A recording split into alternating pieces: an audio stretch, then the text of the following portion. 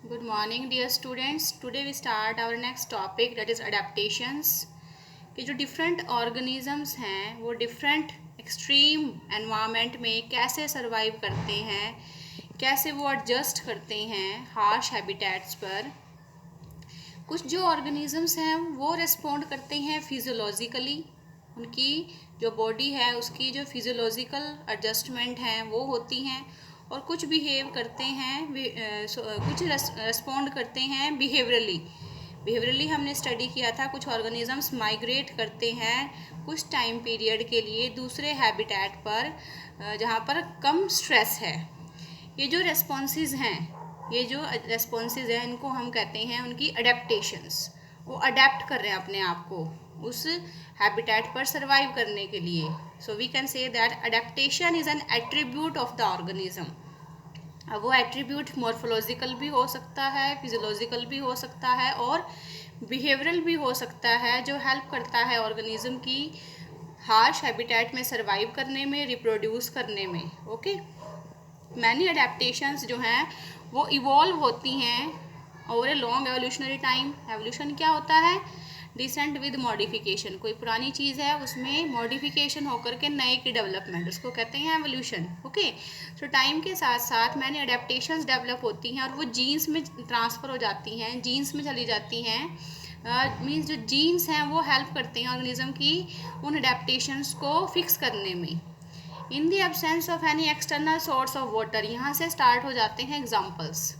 ये एग्जाम्पल्स आप अच्छे से करोगे, इनमें से क्वेश्चंस जो हैं वो हर साल एग्ज़ाम में पूछे जाते हैं। In the absence of an external source of water, kangaroo rat in North American desert. Kangaroo rat North American desert में, वहाँ पर कोई एक्सटर्नल सोर्स ऑफ वाटर नहीं है। It is capable of meeting, वो अपनी सारी रिक्वायरमेंट्स जो है वाटर रिक्वायरमेंट्स वो फुलफ़िल करता है through it's internal fat oxidation. उसकी बॉडी की जो फिजियोलॉजिकल एडजस्टमेंट है, ये इंटरनल फैट ऑक्सीडेशन से वो वाटर रिक्वायरमेंट्स को पूरा करता है। इंटरनल फैट ऑक्सीडेशन जब होता है तो उसमें जो वाटर है वो as a by product release होता है और उस वाटर को वो यूज़ कर लेता है। और उसके अंदर एक और ये है अडेप्टेबिलिटी है कि वो अपने यूरिन को कंसनट्रेट कर लेता है। It also has the ability to concentrate its urine.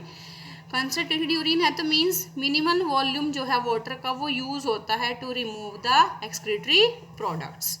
तो this is the adjustment of the adaptation of the kangaroo rat in the absence of an external source of water. Next है many desert plants, जहाँ पर water की deficiency है। Desert plants, उनकी जो outer surface है, ये +1 में भी आपने स्टडी किया था, उनकी जो प्लांट्स लीव सरफेसेस हैं, लीव्स के थ्रू क्या होता है? ट्रांसपिरेशन क्या होता है?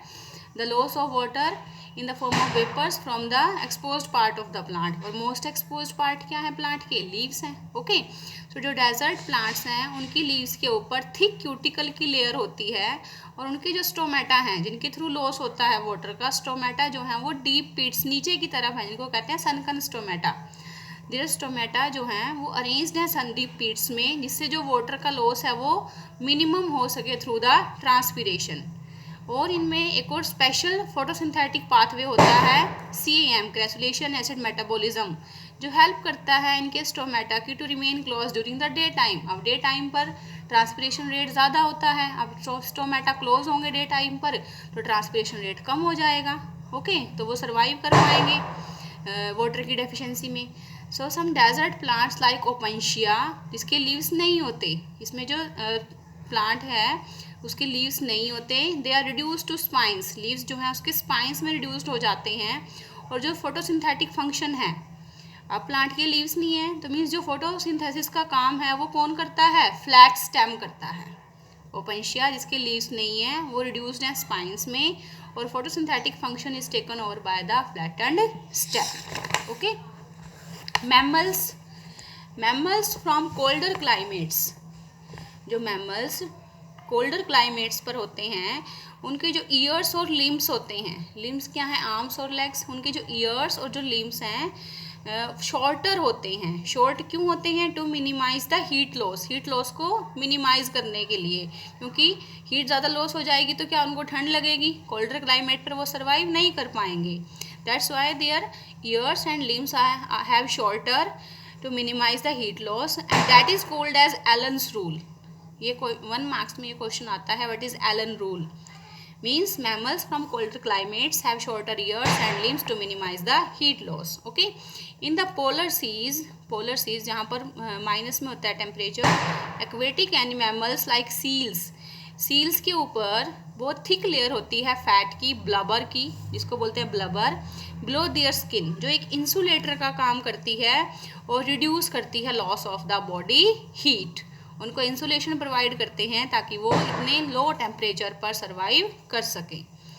सम organisms possess adaptations that are physiological होती हैं, which allow them to respond quickly to a stressful situation.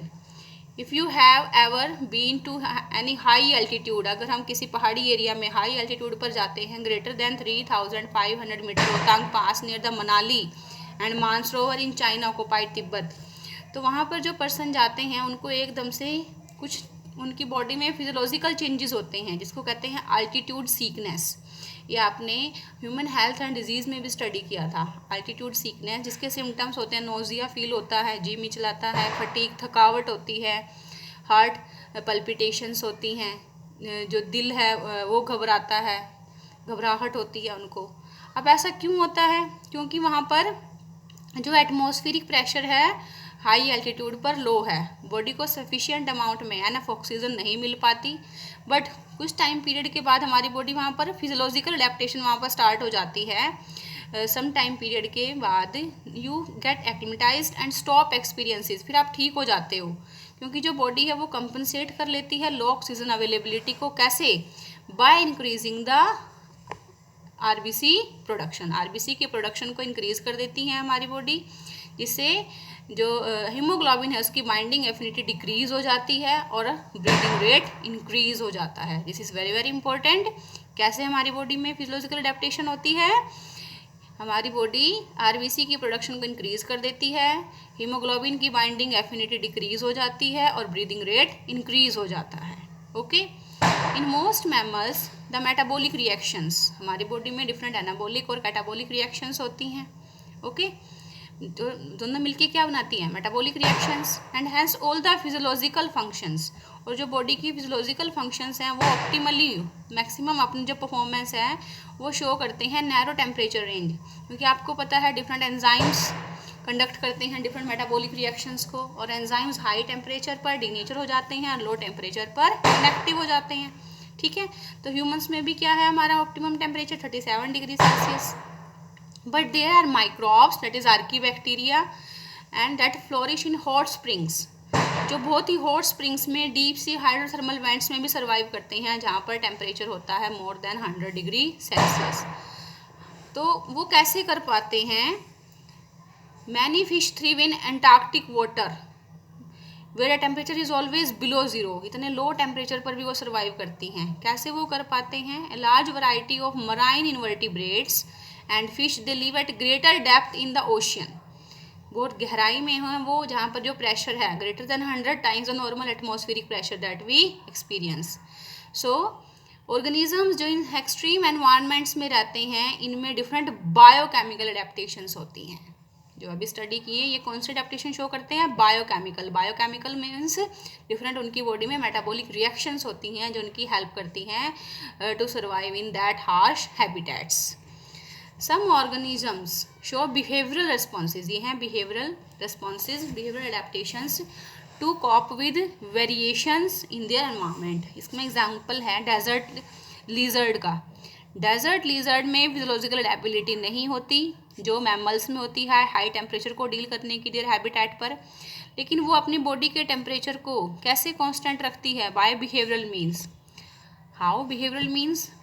They bask in the sun, वो धूप में बैठ जाती है, हीट को एब्जॉर्ब कर लेती है जब उसकी बॉडी का टेम्परेचर डाउन होता है उसके कंफर्ट जोन से, बट जैसे ही उसको ज़्यादा हीट फील होने लगी वो फिर छाया में चली जाती है जब उसकी बॉडी का टेम्परेचर जितना वो टॉलरेट कर सकती है उससे ज़्यादा इंक्रीज होने लगता है। मीन्स वो जब उसका टेम्परेचर डाउन हो गया तो वो धूप में बैठ जाती है, हीट को एब्जॉर्ब कर लेती है और शेड में चली जाती है। अगेन फिर उसका टेम्परेचर जब इंक्रीज बिलो चला गया, फिर वो धूप में आ जाती है, फिर इंक्रीज होने लगा, फिर छाया में चली जाती है। तो वो क्या है, उसकी बिहेवियरल अडेप्टेशन है। Some species are capable of burrowing into the soil, बिल बना के रहते हैं, अपने आप को छुपा लेते हैं। अगर ग्राउंड पर हीट ज़्यादा है तो वो बिल बना के नीचे ग्राउंड में छुप जाते हैं। वो होती है behavioural adaptation. Okay, have a nice day.